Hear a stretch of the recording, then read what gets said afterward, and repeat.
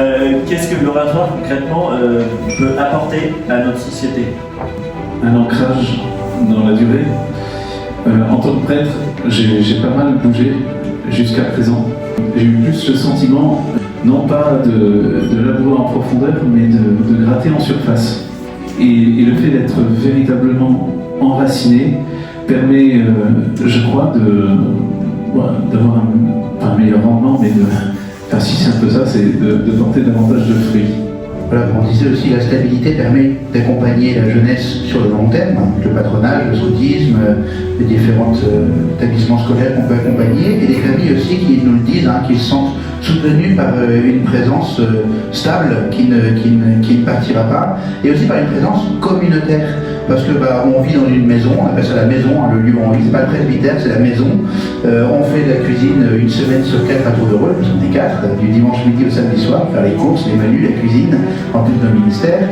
Donc on a vraiment une vie de maison familiale, et beaucoup de familles nous disent qu'elles sentent finalement cette proximité de rythme de vie qu'on peut avoir aussi avec les familles ou de nos ministères, qui vient aussi comme un soutien et une compréhension mutuelle importante. C'est de pouvoir aussi participer à la transformation d'un quartier, simplement en s'insérant dans la vie du quartier par une présence stable et pérenne. Le simple fait d'aller faire son marché sur la place de l'église, d'aller à la rencontre des commerçants, de croiser les gens dans la rue quotidiennement, etc. C'est une présence qui donne une âme.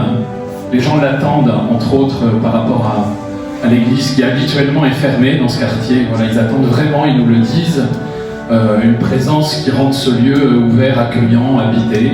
Le dernier point, c'est peut-être de faire rayonner la culture chrétienne en dialogue avec la culture de notre temps.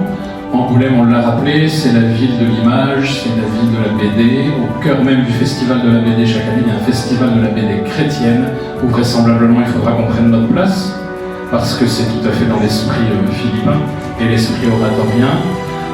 Ça se fait déjà par le biais de la musique, du théâtre, dans le cadre du patronage. Mais on est dans un lieu favorable pour que tout cela puisse se déployer et pour qu'on puisse y prendre part active.